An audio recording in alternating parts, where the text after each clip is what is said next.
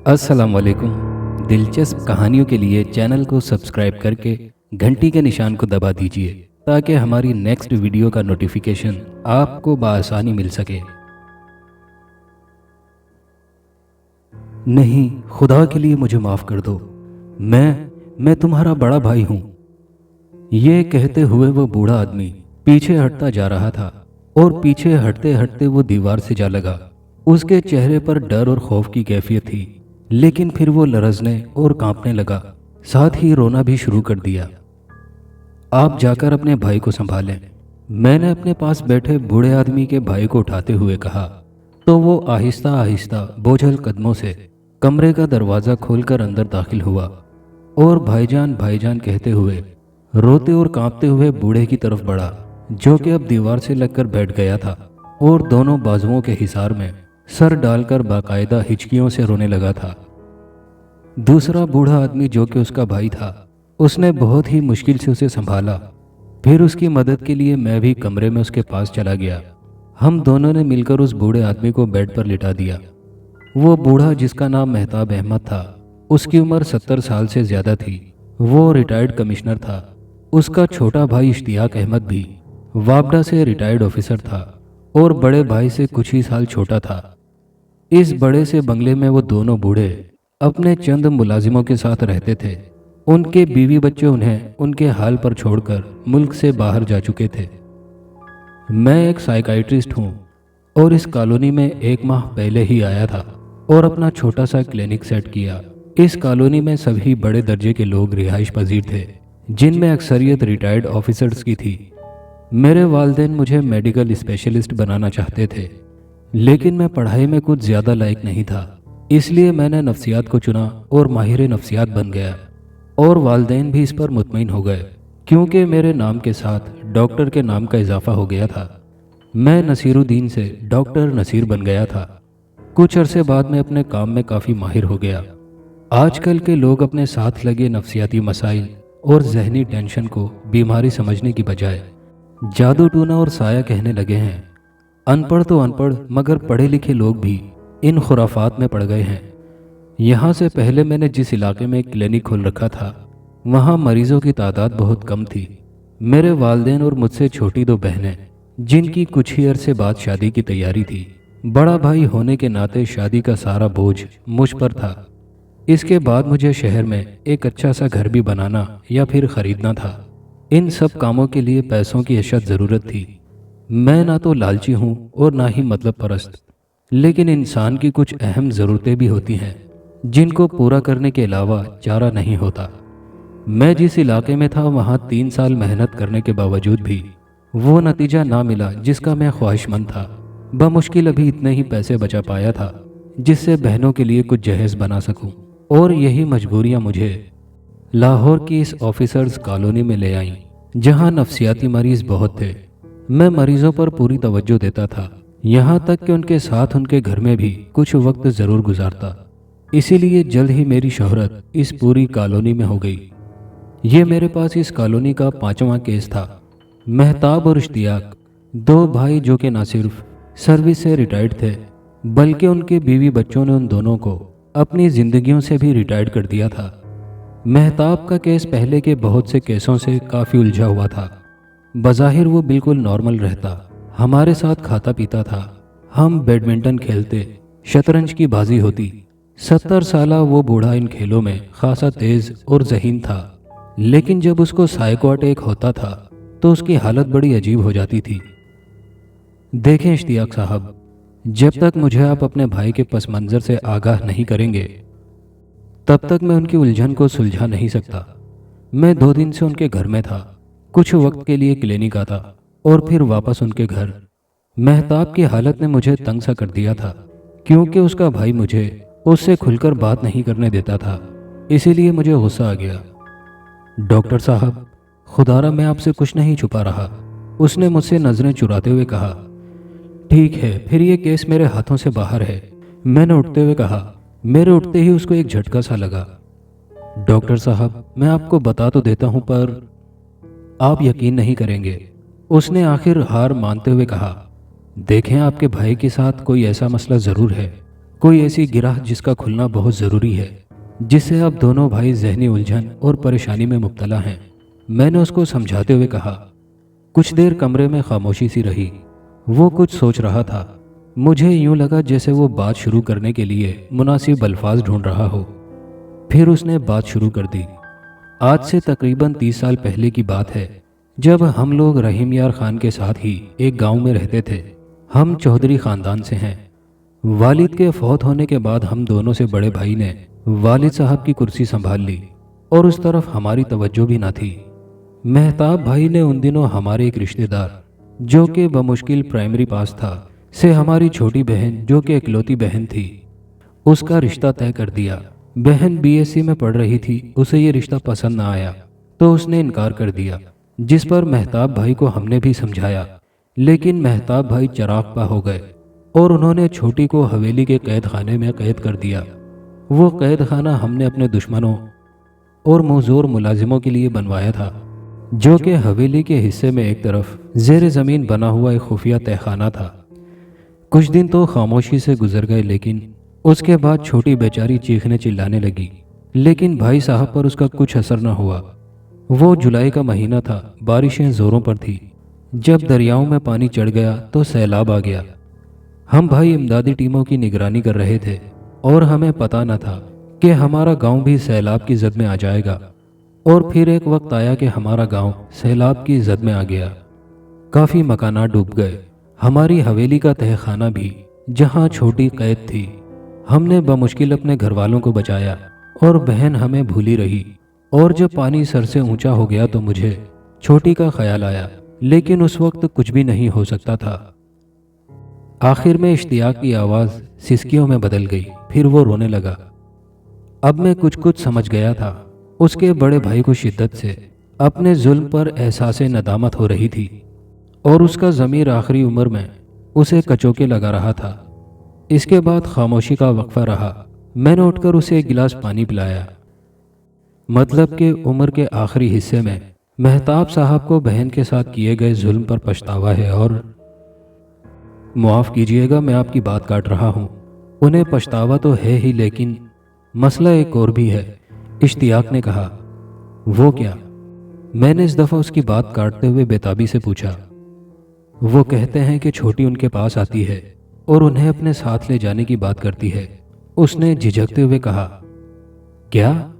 यानी कि 30 साल पहले मरी हुई बहन उनके पास आकर उन्हें अपने साथ ले जाने की बात करती है? ये कैसे हो सकता है? जबकि डॉक्टर साहब, आप समझते नहीं। भाई साहब को यकीन है कि छोटी की रूह उनके पास आती है। इश्तियाक ने कहा। नामुमकिन, ये नहीं हो सकता। ये सारी दकियानूसी बातें हैं। क्या आपको भी कभी रूह नजर आई है? मैंने बात के इख्तिताम पर इश्तियाक से पूछा, जिसका जवाब उन्होंने नफी में दिया। मैंने उठते हुए आखिरी बात की, और आप लोग इतने पढ़े लिखे होकर भी ऐसी बातें कर रहे हैं। मैं वहां से अपने कमरे की तरफ चल पड़ा, जिसमें मेरी रिहाइश थी। मैं पहले ही कह रहा था कि आप यकीन नहीं करेंगे। पीछे से इश्तियाक की बुड़बुड़ाहट सुनाई दी।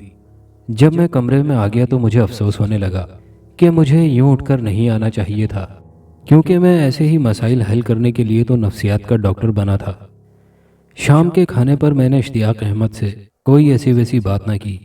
खाना खाते ही मेहताब साहब नींद का कहकर उठ गए तो मैंने इश्तियाक अहमद को तसल्ली दी और दूसरे दिन मेहताब साहब के साथ 1.5 घंटे से ज़्यादा की नशिस्त में काफ़ी हद तक उन्हें अपनी बातों के शहर में जकड़कर उनको नज़र आने वाली उनकी छोटी बहन की रूह के बारे में काफ़ी कुछ जान लिया, जो कि मेरे ख्याल से उनके लाशऊर में बना एक तखय्युल था। उसके बाद मैंने भरपूर तवज्जो से इलाज शुरू किया। 2-3 माह के इलाज के बाद मेहताब साहब काफ़ी हद तक नॉर्मल हो गए। इश्तियाक अहमद मेरे इलाज से काफ़ी मुतमईन नज़र आ रहे थे। दोनों भाइयों ने मुझे मतलूबा फ़ीस से कुछ ज़्यादा ही रकम दी, जो कि मैंने बखुशी कबूल कर ली। इसके अलावा 3 केस और थे मेरे पास, जिनकी आमदनी से मेरी बहनों की शादी बहुत ही अच्छे तरीके से हो गई। मेरे वालदैन मुझसे बहुत ही खुश थे। अब मेरी ख्वाहिश वालदैन को हज कराने की थी और वालदैन की ख्वाहिश मेरी शादी की। एक सुबह मैं अखबार में मुताला कर रहा था कि एक खबर पर मेरी नज़र पड़ गई। रिटायर्ड कमिश्नर मेहताब और उनके भाई वापडा के रिटायर्ड ऑफिसर इश्तियाक अहमद अपनी कोठी की ऊपरी मंजिल से गिरकर हलाक हो गए। मुझे खबर पड़ते ही झटका लगा और उन दोनों की तस्वीरें दिमाग में घूमने लगीं।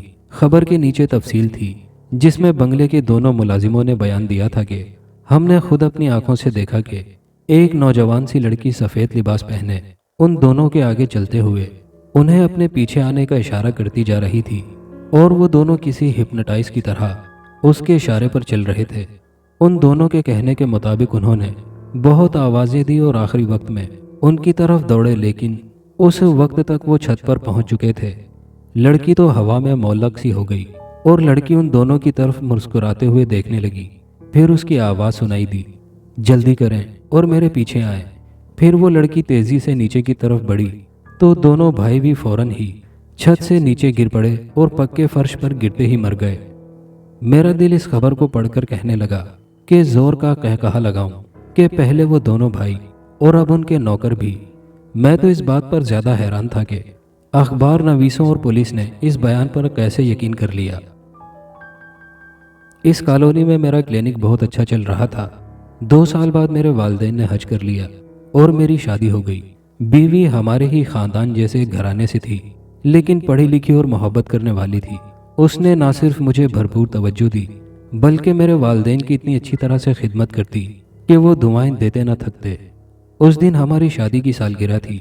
हम दोनों ने वालिदैन की इजाज़त से पिकनिक का प्रोग्राम बनाया, जिसके लिए मुज़ाफ़ात में एक छोटा सा पिकनिक पॉइंट हमें बहुत ही पसंद आया। हमने वहाँ पूरा दिन गुजारने का सोचा। नसीर, गाड़ी में चलाती हूँ, सायरा ने मुझसे चाबी लेते हुए कहा। कुछ दिनों पहले मैंने ही जिद करके सायरा को ड्राइविंग सिखाई थी। हम दोनों बहुत ही खुश थे, हंसते मुस्कुराते एक दूसरे को लतीफ़े सुनाते सफ़र जारी था। सड़क खाली थी, लिहाजा गाड़ी बहुत स्पीड में थी कि एक छोटा सा मोड़ मुड़ते ही उसके हाथों से स्टीयरिंग निकल गया और गाड़ी सामने एक मोटे से तने वाले दरख्त से पूरी कुव्वत से जा टकराई। दर्द की शदीद लहर कमर से होती हुई मेरे पूरे जिस्म में फैल गई। मेरा जिस्म फंस गया, जैसे किसी ने मुझे पकड़कर मजबूती से जकड़ लिया हो। मैं ना ही हिल सकता था और ना ही गर्दन को हिलाकर इधर उधर देख सकता था। जहन पर अंधेरों की यलगार सी होने लगी। दर्द नाकाबिले बर्दाश्त था। बंद होती आंखों से विंड स्क्रीन के आगे देखा। बीवी की धुंधली सी छवि नजर आई, जिसके होंठों पर हल्की सी मुस्कुराहट थी और वो मेरी तरफ देखते हुए बाएं तरफ बड़े रोड जहां से हम मुड़े थे उस तरफ चली गई। बेहोश होने से पहले मेरे जहन में आखिरी सोच जो उभरी वो ये थी कि मेरी बीवी तो ड्राइविंग सीट पर थी, वो कैसे इस खतरनाक हादसे से जख्मी होने से बची और फिर जाने कब वो गाड़ी से निकली, क्योंकि मुझे दरवाज़ा खोलने की आवाज़ तक न आई थी। उसके बाद मुझे कुछ होश न रहा। होश आया तो मैं अस्पताल में था। ज़्यादातर जिस्म कमर से लेकर टांगों समेत पट्टियों में लिपटा हुआ था। टांगें तो बेल्ट के जरिए क्लिप थी। बहुत ज़्यादा कमज़ोरी महसूस हो रही थी। एक डॉक्टर और नर्स मेरे पास ही खड़े थे। नसीर साहब, कैसा महसूस कर रहे हैं? डॉक्टर ने मुस्कुराते हुए पूछा। मैंने जवाब देना चाहा तो चक्कर सा आ गया। मैंने जल्दी से आंखें बंद कर ली। उसी वक्त मुझे एक इंजेक्शन लगा दिया गया, जिसके बाद एक लंबी नींद थी। उसके बाद जब दोबारा मुझे होश आया तो मैंने अपने आप को पहले से कुछ बेहतर महसूस किया। डॉक्टर, मेरे साथ मेरी बीवी भी थी। इस दफ़ा मैंने पहला सवाल यही किया। डॉक्टर ने मेरी बात के जवाब में अफसुर्दगी से सर को झुका दिया और आहिस्ता से कहा, sorry, she is no more. Doctor की बात सुनकर मुझे ऐसा लगा जैसे मेरे दिल को किसी ने पकड़कर भींच दिया हो। ये कैसे हो सकता है? वो तो मेरे सामने गाड़ी से निकलकर। मैंने डूबते दिल से कहा, आप आराम करें प्लीज़, अपने जहन पर ज़्यादा जोर न डालें। डॉक्टर के चेहरे पर बेयकीनी सी थी। मेरे वालिदैन भी पास ही खड़े थे, जो कि बहुत ही परेशान नज़र आ रहे थे। जब मैंने उनसे बीवी का पूछा तो उन्होंने मुझे ये कहकर हैरान कर दिया कि तुम दोनों तो गाड़ी में बुरी तरह फंस गए थे। तुम्हें बड़ी मुश्किल से गाड़ी को काट कर निकाला गया। तुम इसलिए बच गए कि तुम्हारे हादसे को वहाँ से गुजरते हुए पुलिस गाड़ी में बैठे पुलिस वालों ने देखा और तुम लोगों को उन्होंने बड़ी मुश्किल से गाड़ी से निकालकर अस्पताल पहुँचाया। मैं उन पुलिस वालों में से किसी से मिलना चाहता हूँ, मैंने उलझनज़दा लहजे से कहा। उसी वक्त एक नौजवान पुलिस ऑफिसर मेरे कमरे में दाखिल हुआ। ये लो, इंस्पेक्टर साहब भी आ गए, जिन्होंने तुम्हें बर वक्त अस्पताल पहुंचाया था। उस ऑफिसर ने मुझसे तबीयत का पूछा। میں نے उसका शुक्रिया अदा किया। सर, मेरी बीवी भी मेरे साथ थी। मैंने खुद देखा था कि वो गाड़ी से निकलकर मेरे सामने से गुजरी थी। मैं यकीन और बेयकीनी की कैफियत में था। एक तो मैं आपकी तबीयत का पूछने आया था और दूसरा मुझे भी एक उलझन ही आपके पास लाई है। इंस्पेक्टर ने कमरे में खड़े बाकी लोगों की तरफ देखा। उसके चेहरे पर तजब्जुब सा नजर आ रहा था। मैं तो पहले ही उसकी तरफ मुतवज्जा था, अब बाकी लोगों के चेहरे पर भी एक सनसनी सी फैलती नजर आ रही थी। हमारी गाड़ी बड़ी सड़क पर जा रही थी कि अचानक सड़क के दरमियान एक सफ़ेद लिबास में मलबूस औरत आ गई। ड्राइवर ने ब्रेक लगा दी तो औरत ने हमें अपने पीछे आने का इशारा किया और छोटी सड़क की जानिब मुड़ गई। मुझे किसी गड़बड़ का एहसास हुआ। मैंने ड्राइवर को उसका ताक़ुब करने को कहा तो वो हिचकिचाया, लेकिन वो मेरा हुक्म टाल नहीं सकता था। फिर हम लोग उस औरत के पीछे वहाँ पहुँचे जहाँ आपकी गाड़ी का एक्सीडेंट हुआ था। लेकिन क्या? बैक वक्त मैंने पूछा। कार के बाहर हमें दूर दूर तक वो औरत नजर न आई जिसके ताक़ुब में हम वहाँ पहुँचे थे। कुछ देर खामोशी रही जिसमें मुझे अपने दिल की धड़कन साफ सुनाई दे रही थी। अब जो मैं कहने जा रहा हूँ हो सकता है कि आप लोगों को यकीन ना आए, लेकिन ये हकीकत है कि जब हम लोग गाड़ी के पास पहुँचे तो मुझे एक शौक लगा, क्योंकि वो औरत ड्राइविंग सीट पर गाड़ी के अंदर ही फंसी हुई थी। अब तो कमरे में एक गंभीर खामोशी थी, जैसे सबको सांप सूंघ गया हो, और मुझे चक्कर आने लगे थे। तो क्या मुझे बचाने वाली मेरी बीवी की रूह थी? तो क्या वाकई रूहें ज़मीन पर आ सकती हैं? और उन दोनों बूढ़ों के साथ भी यही हुआ था जो उन्होंने बयान किया। ये सब नामुमकिन सी बात थी, लेकिन मैं खुद इसका गवाह था, तो अब झुटलाता कैसे? दुनिया में न जाने कितने ऐसे राज हैं जिनसे हम लोग अनजान हैं। दोस्तों, ये कहानी पसंद आए तो लाइक करके कमेंट बॉक्स में अपने ख्यालात का इजहार ज़रूर कीजिएगा, और नए आने वाले दोस्तों से गुजारिश है कि हमारे चैनल को सब्सक्राइब करके वीडियो को लाइक शेयर करना मत भूलिए। शुक्रिया।